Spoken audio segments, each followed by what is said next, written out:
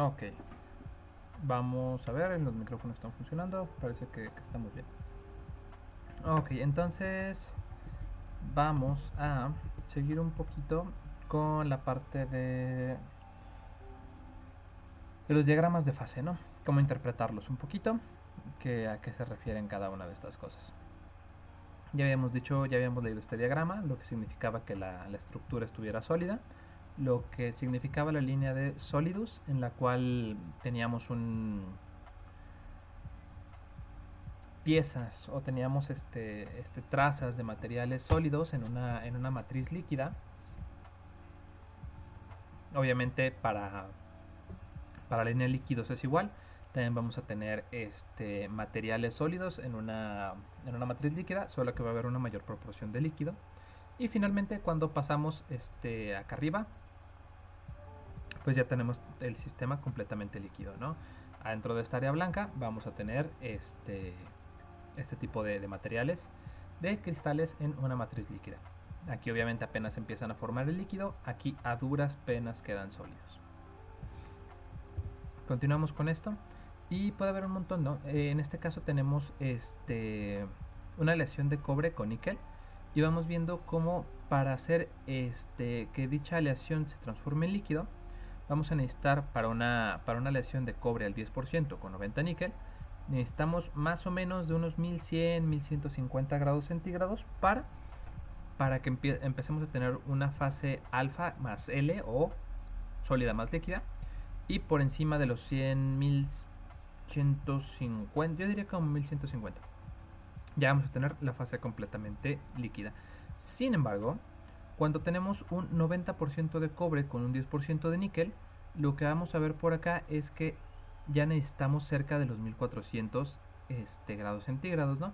Entonces podemos ver cómo, dependiendo de la composición del material, varía la temperatura y cómo estos diagramas pueden ayudarnos a determinar la fase en la que se encuentra un material, conociendo su composición y la temperatura a la que se encuentra.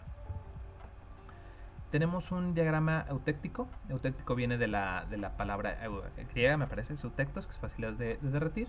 Son sólidos a bajas temperaturas y bueno, eso es un tipo especial de diagrama, ¿no? Lo podemos ver en esta figura de la derecha. Lo que vamos a ver es que existe una temperatura eutéctica por debajo de la cual el material es sólido completamente. Por encima de la temperatura eutéctica empezamos a tener una combinación de fases o una fase líquida completamente, ¿no? A la composición eutéctica tenemos que mi cuello. A la composición eutéctica tenemos que es cuando vamos a cambiar de tener una fase del material A más líquida en la parte B y cambia la composición a ser líquida en A pero sólida en B. Entonces la composición eutéctica es donde hay un cambio en el material que es líquido y el que es sólido, ¿no? Por encima de la línea líquidos, pues, obviamente tenemos solamente una aleación líquida homogénea. En general, estos diagramas eutécticos nos sirven para sistemas que tienen más de 3 fases o que tienen diferentes estructuras cristalinas dependiendo de la temperatura. Pero un minuto, necesito ver que estoy streameando lo que debo streamear. Parece que sí. No sé si se ve el puntero, pero esperamos que sí. Por debajo de la línea eutéctica vamos a tener un material completamente sólido, pero que tiene una microestructura definida. En este caso es de tipo hexagonal, pero además dentro de cada hexágono tiene una estructura de tipo AB. Eso significa que tenemos capa de material A, capa de material B, capa de material A, capa de material B. Esto ya en términos más específicos le llaman me parece que es una red alternante o también recibe el nombre de superred. En cualquiera de los dos lados tenemos, en este caso tenemos cristales de A en una matriz líquida de L1 y de este lado tenemos los cristales de B en la matriz líquida L2. Por acá encima ya sabemos que todo es completamente líquido, ¿no? Y debajo de la línea eutéctica todo es sólido.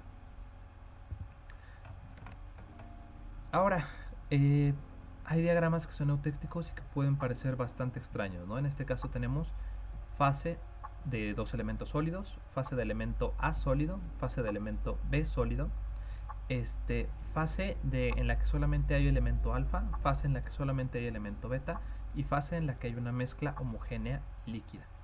Dependiendo nuevamente de la temperatura y de la composición, podemos saber en qué región o en qué fase está nuestro material.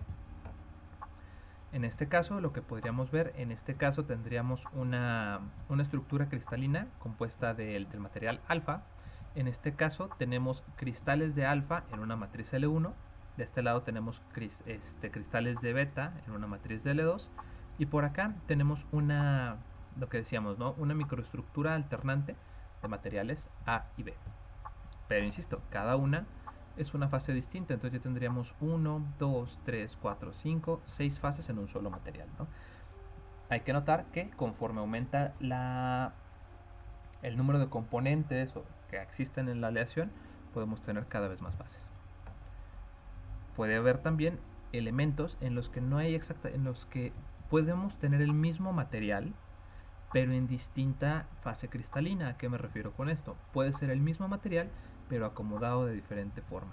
Puede que en la parte sólida o debajo de la línea eutéctica tengamos una estructura hexagonal, pero puede ser que por encima de cierta temperatura y composición se vuelva un material que asimismo es sólido, pero que posee una estructura amorfa o que tiene una estructura atómica distinta.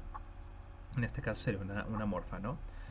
Tenemos por acá que esta misma estructura la podemos obtener para composiciones muy bajas o temperaturas medianamente altas.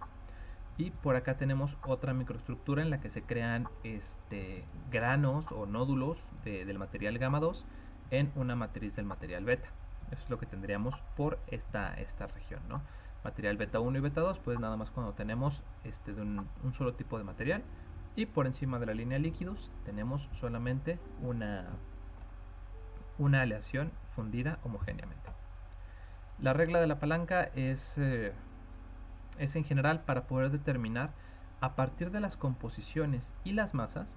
Yo puedo saber, creo que está por acá la ecuación, no. Puedo saber exactamente qué cantidad de masa está en estado líquido y qué cantidad de masa está en estado sólido. Obviamente va a depender de la masa y de la composición y para saber en qué punto estoy, ¿no? Para esto lo que se hace es, déjenme ver por acá, trazamos una línea en la composición en la que estamos o en la que está el material y una línea horizontal a la temperatura a la que se va a tener el material. Donde topen estas líneas vamos a trazar una línea horizontal nuevamente para saber dónde se encuentra, dónde topa nuestro punto con la línea líquidos, y esa va a ser la composición, el porcentaje de composición que está en estado líquido, y donde topa con la línea sólidos, que va a ser el porcentaje de composición que tenemos en la fase sólida, ¿no? Perdón, en la fase sólida. Conociendo la composición de las fases y al menos una de las masas o la masa total, podemos obtener cualquiera de las masas alfa y beta, ¿no? Teniendo la masa total, de este lado, masa total y las composiciones y la composición total, podemos determinar ya sea la masa líquida o la masa sólida en un sistema de 2×2, que serían estas ecuaciones. Ya vimos cómo usar esto. Un ejemplo, pero insisto, a ustedes no les toca esto. Nuevamente otro ejemplo, a ustedes no les toca. Y otro ejemplo, a ustedes no les toca. Pero con eso ya podemos ver lo que son las fundiciones. Ya habíamos dicho que las fundiciones son las que tienen más de un 2% de carbono, pueden contener silicio, tienen puntos de fusión más bajos que los del acero, tienen propiedades mecánicas también más chafitas. Poníamos por ahí el ejemplo de la cruceta de acero y la cruceta de supermercado. Y la ventaja que tienen es, bueno, son más baratos y son más fáciles de moldear o de poner en una forma predefinida, ¿no? Tenemos primero la fundición gris, que evidentemente obtiene su nombre del color que tiene. Tenemos que tiene carbono entre 2.5 y 4% en peso, un poco de silicio y regularmente se caracteriza por tener hojuelas de grafito en una matriz de ferrita. Las hojuelas de grafito vendrían siendo las líneas negras en la matriz de la ferrita, que va a ser la ferrita en fase alfa, que va a ser la que está apareciendo en la parte, en el fondo, ¿no? La fundición dúctil o nodular es cuando a la fundición gris le añadimos magnesio. El magnesio funciona como puntos de atracción para las impurezas y para las impurezas de grafito, lo que hace que las impurezas de grafito se concentren cerca de los núcleos de magnesio y va creando estos nodos. Ahora, en vez de tener hojuelas o estas como serpientes dentro de todo el material, se va a reajustar el grafito en ciertos nodos, ¿no? Y entonces nos quedan los nodos de grafito en una matriz de ferrita o perlita, según sea el caso. La perlita y la ferrita son dos formas del acero, pero que tienen distinta estructura atómica, o más bien distinta configuración atómica, ¿no? La fundición blanca tiene menos del 1% en silicio, es de rápido enfriamiento, es ahora cementita en matriz de perlita, es decir, tenemos dos tipos de acero, uno sobre de otro, y es muy duro, pero muy frágil. Esto es, tiene una alta resistencia a ser rayado o a ser deformado, pero tiene una fuerza sobresaliente, ¿no? Tenemos la fundición maleable. Esta se consigue cuando calentamos la fundición blanca para descomponer la cementita y el grafito. Y lo que vamos a tener es que con el calor las hojuelas de grafito se van a empezar a deshacer y van a empezar a crear una estructura distinta. Se van a empezar a juntar con los átomos de hierro, generando una estructura, ¿cómo decirlo? Una estructura diferente, una estructura más aleatoria, más uniforme, pero que no va a tener esta predecibilidad, esta estructura tan predecible de otros aceros, ¿no? Y la fundición de grafito compactado tiene silicio entre 1.7 y 3, carbono entre el 3 y el 4, es la que más tiene carbono, y vamos a ver nuevamente los grafitos en forma de gusanos sobre la matriz, ¿no? Vemos aquí que es característico el tamaño de los gusanitos estos de grafito. Van a tener una longitud de más o menos 100 nanómetros, 100, 200 nanómetros. Y ahora, toda la clase anterior y quizás la anterior a esa para llegar acá. El que vemos aquí arriba es el diagrama de fases del acero. Denme un minuto para revisar el tiempo. No, vamos súper bien. Es el diagrama de fases para el acero, ¿no? Entonces lo que vamos a tener, perdón, para la fundición. Lo que vamos a tener es que la fundición se lleva a cabo entre dos temperaturas, entre dos composiciones fijas, dependiendo de cuál es la fundición que quieres obtener, y la temperatura a la que obtienes cada uno va a ser diferente. Ahora bien, no nada más se trata de aventar los materiales en la composición justa y calentar, sino que dependiendo del enfriamiento va a cambiar la estructura atómica de la fundición. Si tenemos inicialmente una fundición a cierta composición y temperatura dentro de estos rangos, lo que vamos a tener es que si yo enfrío de manera rápida, voy a llegar a una fase de perlita con hierro, en la que vamos a tener nuevamente por acá vamos a tener los núcleos vamos a tener la fase de perlita, y por acá vamos a tener las capas de hierro con carbono, ¿no? Le llaman la fundición blanca. Cuando podemos todavía recalentar esta mezcla, y dependiendo si se enfría rápido de este lado, obtenemos grafito más perlita, donde el grafito se ve en color negro, o podemos tener una fase alfa con grafito si lo enfriamos de manera lenta. El de la derecha es una fundición ferrítica maleable, y el de la izquierda es una fundición perlítica maleable. Entonces aquí la fase alfa es ferrita, la fase P es perlita. Si digamos que dejamos la mezcla o la fundición enfriar de manera moderada, es decir, no lo saco directamente a la intemperie, sino que pasa por un proceso, por un horno en el que se va disminuyendo gradualmente la temperatura, llegamos a una fundición gris con una matriz perlítica. Si lo enfriamos de una manera lenta, podemos llegar a tener una fase alfa que es ferrítica con hilos de grafito, ¿no? O con trazas de grafito. Si añadimos a la fundición átomos o impurezas de magnesio y de selenio, vamos a conseguir que el grafito se junte en núcleos, y eso es lo que vamos a tener como una fundición dúctil en fase perlítica o una fundición dúctil en una fase ferrítica, ¿no? En los dos tenemos fase perlita más grafito, y acá tenemos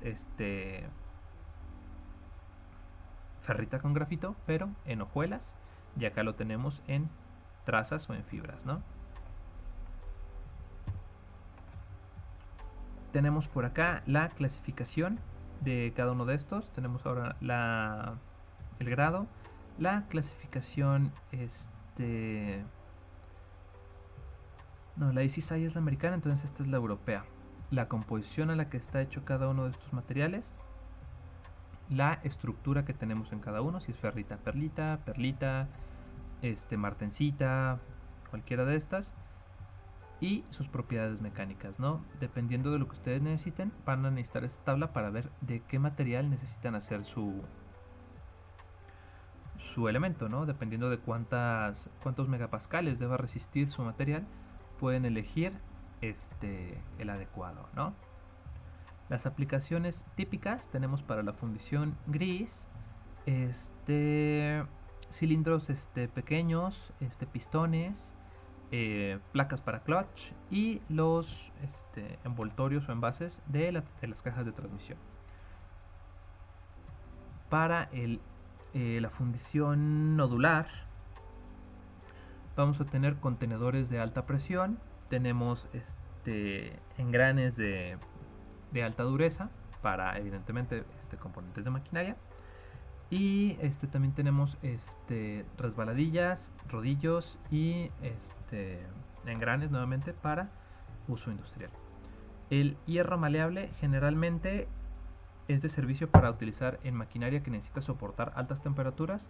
Vemos que su fuerza tensil o su resistencia a la ruptura es bastante más elevada que la de la fundición gris, y tienen un poquito más de ductilidad, ¿no? Finalmente, la fundición de grafito compactado regularmente se utiliza para discos de frenado. Tenemos nuevamente propiedades físicas de cada una de estas de las fundiciones y las fases en las que está en su mayoría el material. Eso no lo tomen en cuenta, eso no debería de estar ahí, porque todo el primer examen de esta unidad 2 va a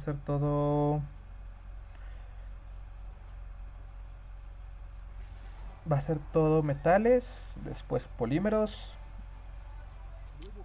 y no, metales, luego cerámicos y vidrios, y luego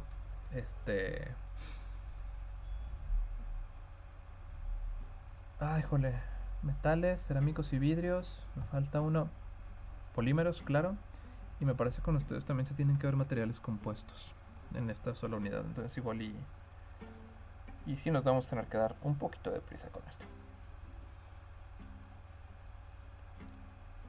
Pero bueno, seguimos y tenemos aleaciones o materiales que son metálicos, pero que no necesariamente contienen hierro. Y este tipo de aleaciones nos da lugar a un universo más de propiedades y de aplicaciones que esto conlleva, ¿no?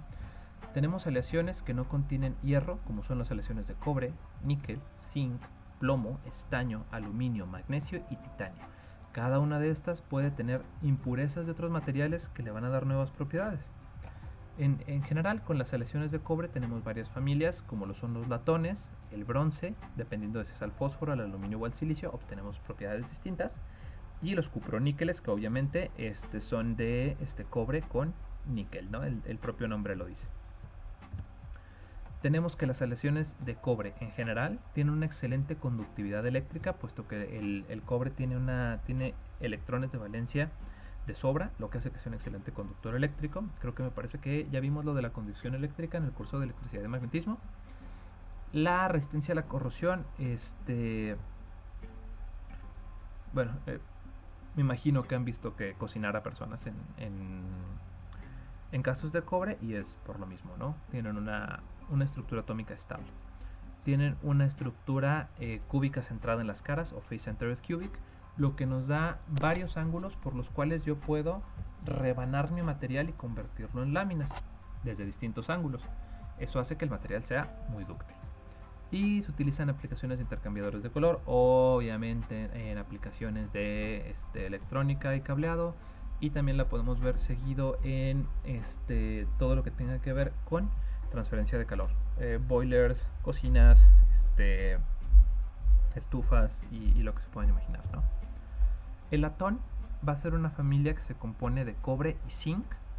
En general, el zinc va a disminuir las conductividades eléctricas y térmicas, pero nos va a dar mayor resistencia mecánica. Es decir, el latón es más fuerte a los trancazos, pero no me sirve para usarlo en un circuito o para usarlo para cableado. Tenemos, dependiendo de la cantidad de zinc que tenga, se va a separar en tres familias: latón alfa, beta y gamma. El alfa lo pueden observar en los saxofones e instrumentos musicales. El latón beta es el que utilizan para la soldadura. Y el latón gamma, sinceramente, no sé dónde se utiliza. Eso me lo llevo de tarea. Tenemos los bronces, que son cobres con estaño, que son, por ahí inclusive está la edad del bronce, ¿no? Que es cuando de las primeras aleaciones que empezó a utilizar el hombre de las cavernas. Bueno, ni de las cavernas, porque ya éramos sapiens y ya había civilización, pero ustedes saben, después de la edad de piedra, antes de la edad media. Empezaron a utilizar cobre más estaño. ¿Por qué? Porque aumentaba la resistencia a la corrosión y sobre todo porque mejoraba las propiedades mecánicas. Cuando yo mejoro las propiedades mecánicas, quiere decir que un escudo de cobre va a ser menos resistente que un escudo de bronce, lo cual en tiempos remotos pues era una gran mejora, ¿no? También al usar aluminio podemos hacer que el escudo o que el material disminuya su peso, lo cual sin reducir mucho la resistencia mecánica se convierte en un escudo más ligero pero igual de resistente, ¿no? Nuevamente, mejoras importantes para aquella edad. Ahora podría ser también lo para ahora, ¿no? Es una lucha constante la de estar intentando crear autos que sigan teniendo la respuesta mecánica, pero que no tengan el defecto de ser tan pesados. Por ejemplo, si alguien vio una Ford de esas de los, no sé, de los años 70, eran materiales súper pesados y te sentías seguro en esa cosa, te sentías en un búnker. Si se han subido en esas cosas, seguramente me entenderán. Y era súper pesado. El problema es que cuando chocaban, el momento era tanto que terminabas incrustado dentro del material, dentro del metal, que era puro fierrote, puro hierro. Y ahora los coches están hechos de una aleación que tiene polímeros y fibra de vidrio, aluminio y más materiales, que lo que hacen es absorber todo el momento de la colisión, deformando el coche, pero sin matar a su conductor. Entonces, claro, sí, es menos todoterreno, pero mejora las probabilidades de supervivencia del conductor, que es lo que se busca muchas veces.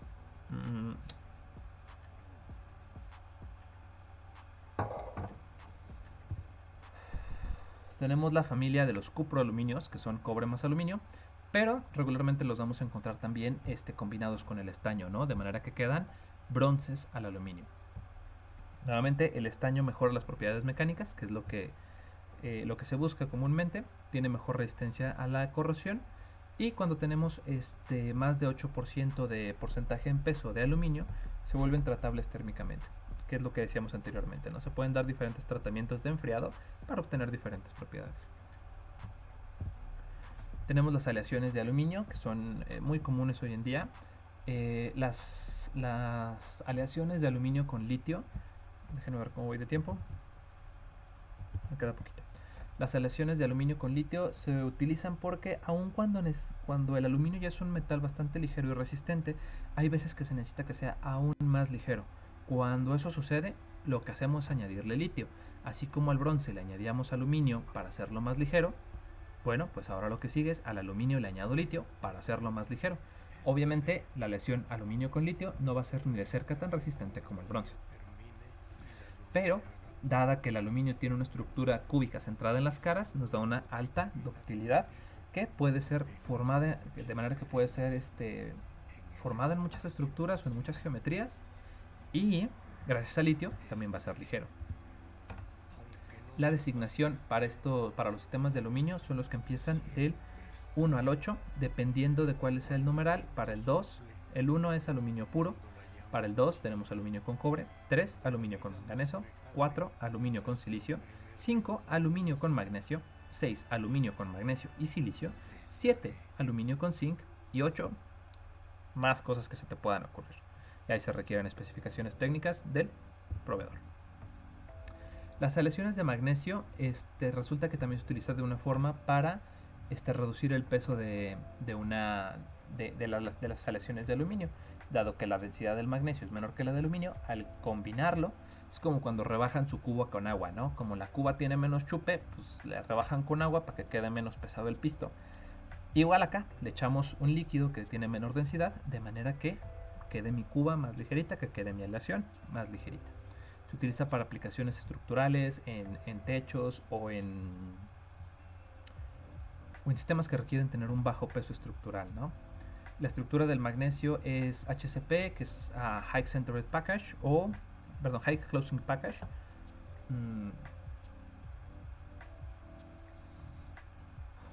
Que es empaquetamiento, se traduce como empaquetamiento cercano, ¿no?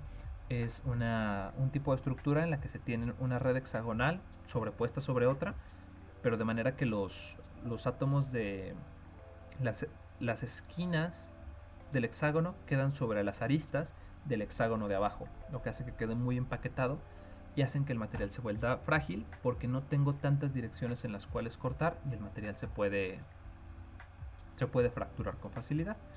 Tienen una buena relación de dureza y densidad. Tenemos por acá los elementos y digamos que son en forma de impurezas. ¿Qué pasa cuando yo añado los diferentes elementos a una aleación que ya tengo? El aluminio aumenta la resistencia mecánica. El cadmio, ¿sí es cadmio o no? Esto es...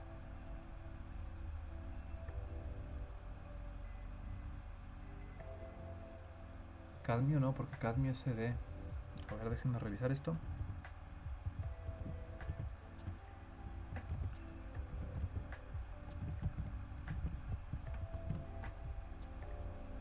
Calcio. Si añadimos calcio, obtenemos un aumento en la resistencia mecánica. El cobre mejora la afluencia o la colabilidad del material y disminuye la capacidad de corroerse. El hierro aumenta también la velocidad. El hierro aumenta la velocidad de corrosión, o sea, es más fácil que se pueda oxidar.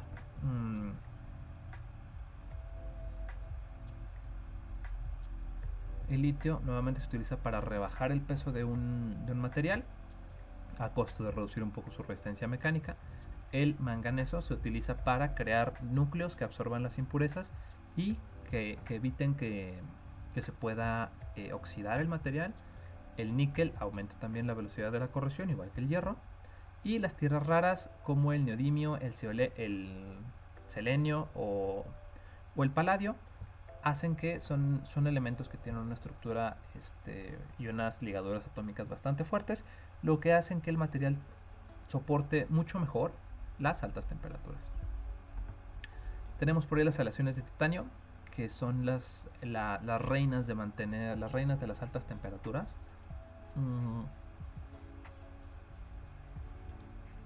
Se utilizan en aplicaciones como puntas de cohete, dentro de los tanques de guerra, los engranes que tienen que soportar el peso de las llantas, el peso del todo el tanque y la fricción de las llantas en un tanque de guerra.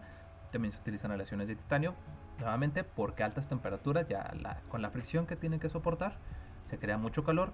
Cuando hay mucho calor, el metal se podría derretir y fallar, no con el titanio.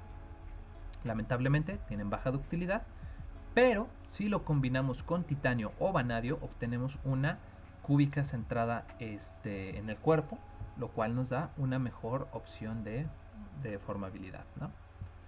Estoy streameando lo que debo streamear, parece que sí. Tenemos por acá un ejemplo, dice acá, se rediseña un automóvil de manera que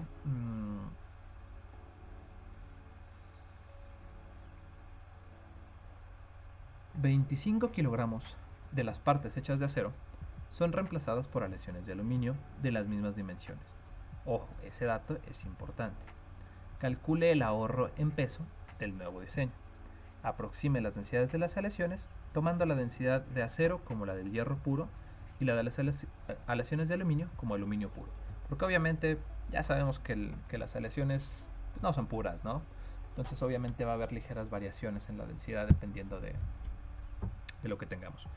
Y ahora, denme un minutito, necesito cambiar de escena.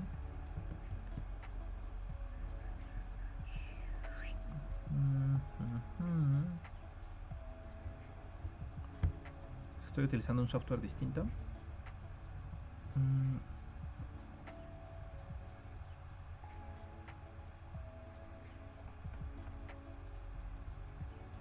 Me cambia al lado oscuro del software libre, porque usaba uno que bien, si bien es libre, también tiene opciones de paga, pero bueno, detalles.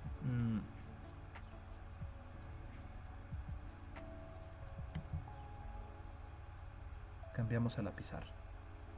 Aquí necesito poner también, vamos a ver si puedo, esta, vamos a darle a copiar, no puedo copiar. Ship. Ahí está.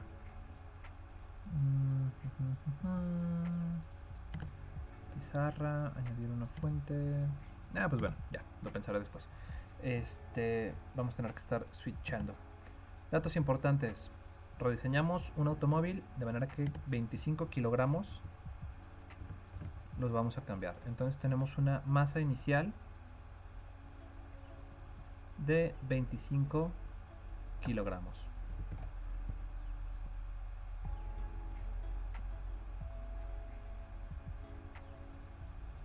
Dice aquí que las piezas son reemplazadas por piezas de las mismas dimensiones, pero obviamente de diferente peso. Entonces vamos a poner que el volumen de las piezas 1 o inicial va a ser igual que el volumen final. Volumen inicial igual a volumen final. ¿Esto qué quiere decir? Que si por ahí tengo una pieza con esta forma, va a pasar a ser una pieza con la misma forma, pero hecha de diferente material, que esta va a ser de un material, este es más pesado y este es más ligero. Pero el volumen tiene que ser el mismo, ¿no? Porque es la misma pieza que tenemos.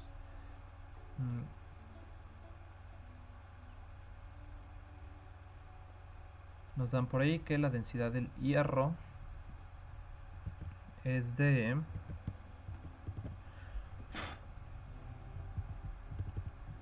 7.87 megagramos sobre metro cúbico. 7.87 megagramos sobre metro cúbico. Y la densidad del aluminio es de 2.7 2.7 megagramos, 2.7 megagramos sobre metro cúbico.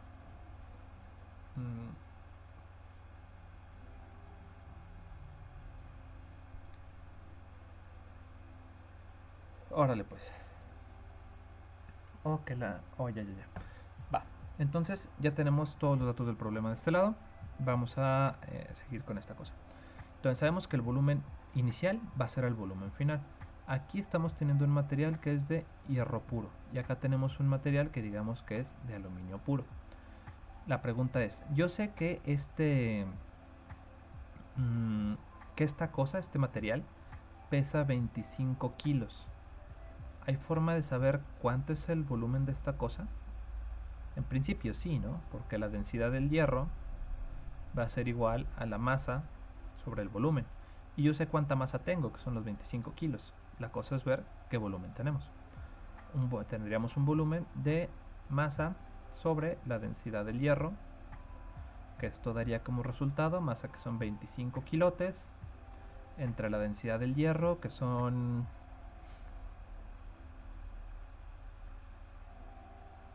787. Esto nos quedaría, vamos a ver, ¿dónde está la calculadora? 25 entre 787, 25 entre 7.87 nos da aproximadamente 3.17. Unidades, este es kilogramos y este me queda, pequeño error, aquí estoy en kilogramos y acá abajo estoy en megagramos. Vamos a corregirlo. Vamos a cambiarlo todo a kilogramos. Este va a quedar de 7.87 megagramos. Megagramos es 10 a la 6, kilos es 10 a la 3, entonces serían 3 lugares. 7.870 kilogramos sobre metro cúbico entre. Que la otra vez la regué. La masa es de 25 kilogramos nada más. 25 kilogramos entre los 7.870 kilogramos sobre metro cúbico. Esto nos queda 25 entre 7.870. Nos da aproximadamente 0.00317 unidades. Tenemos kilogramos entre 1 entre kilogramos sobre metro cúbico. Esto nos da kilogramo metro cúbico sobre kilogramo. Se me van kilogramos y me queda el metro cúbico, ¿no? Entonces estos son 0.00317 metros cúbicos. Es el volumen que tenemos. Ahora, la siguiente pieza va a tener el mismo volumen. La pregunta es, de este lado, ¿cuánta masa tengo? Pues muy sencillo, ¿no? Masa va a ser igual a la densidad, pero ahora va a ser de aluminio, ¿no? Ahora tenemos que la densidad del aluminio es igual a la nueva masa, masa 2, sobre el volumen, volumen 2. Sabemos que volumen o volumen final. Volumen inicial es igual a volumen final, así que sigue siendo el mismo, que son los 0.317. Entonces la masa 2 sería igual a la densidad del aluminio por el volumen inicial o el final, ya sabemos que son el mismo. La densidad del aluminio dijimos que es de 2.7 megagramos, que serían 2700 kilogramos sobre metro cúbico, por el volumen, que son los 0.00317 metros cúbicos. Evidentemente se me va metros cúbicos con metros cúbicos y me van a quedar meramente los kilogramos, ¿no? Que son las unidades correctas para la masa. Nos queda la masa 2 va a ser igual a 2700 por, nos quedaría aquí 2700 por 0.00317 y esto nos quedan 8.559 kilogramos. Lo que esto significa es que la diferencia entre masas, de tener una masa de 25 kilogramos, pasamos a tener 8.559. El ahorro en masa, delta M, es igual a la masa mayor, que es la del hierro, menos la masa del aluminio. Esto nos queda 25 kilos menos los 8.56 kilos.